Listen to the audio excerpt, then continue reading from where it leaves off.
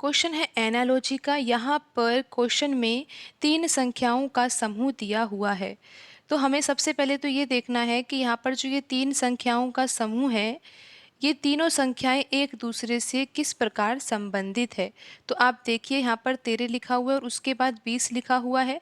13 में अगर 7 जोड़ देते हैं तो 20 आ जाता है, और 20 में अगर 7 जोड़ दिया जाए तो 27 आ जाता है। अब हमें ऐसा ही समूह दिए गए ऑप्शन में से ढूंढना है। तो ऑप्शन ए में जो समूह लिखा हुआ है, क्या वो इसी प्रकार संबंधित है? तो यहाँ पर आप देखिए कि 3 से 11 प्राप्त करने के लिए हमें 8 जोड़ना होगा, और 11 से 18 प्राप्त करने के लिए 7 जोड़ना होगा।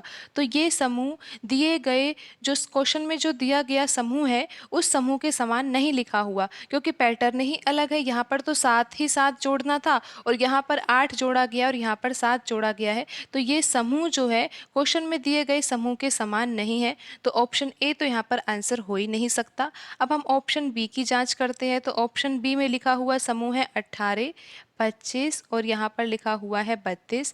तो 18 से 25 प्राप्त करने के लिए हमें 7 जोड़ना होगा, और 25 से 32 प्राप्त करने के लिए भी 7 जोड़ना होगा। तो आप ये देख ही सकते हो कि यहाँ पर जो ऑप्शन बी में लिखा हुआ समूह है, वो क्वेश्चन में दिए गए समूह के ही समान है, क्योंकि यहाँ पर जो क्वेश्चन में समूह दिया गया था उसमें भी 7 7 ही जोड़ना था, और यहाँ पर जो ऑप्शन बी में समूह है उसमें भी 7 7 ही जोड़ा गया है। तो यहाँ पर ऑप्शन बी सही आंसर हो सकता है। लेकिन अभी हम बाकी ऑप्शन की भी जांच कर लेते हैं।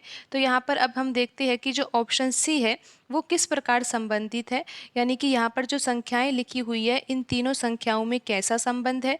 तो आप देखिए कि यहाँ पर 18 से 27 प्राप्त करने के लिए तो कितना जोड़ना होगा, 9 जोड़ना होगा, और यहाँ पर 27 से 72 को प्राप्त करने के लिए क्या जोड़ना होगा। तो इसके लिए आप 72 में से 27 घटा सकते हो।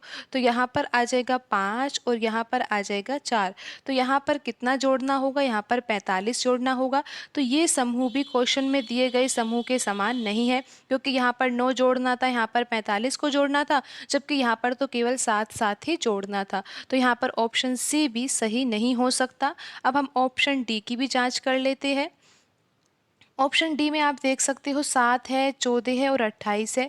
अगर हम 7 का दुगना करें तो 14 आता है, 14 का दुगना करें तो 28 आता है। और आप ऐसे भी देख सकते हो, अगर हम जोड़कर देखें तो यहाँ पर 7 में अगर हम 7 जोड़ते हैं तो 14 आ जाता है, और 14 में 14 जोड़ा जाता है तो 28 आ जाता है। तो ये समूह भी क्वेश्चन में दिए गए समूह के समान नहीं है।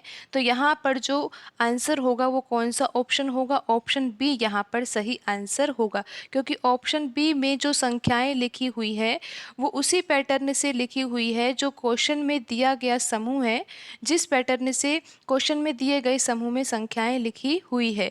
तो यहाँ पर ऑप्शन बी सही आंसर होगा।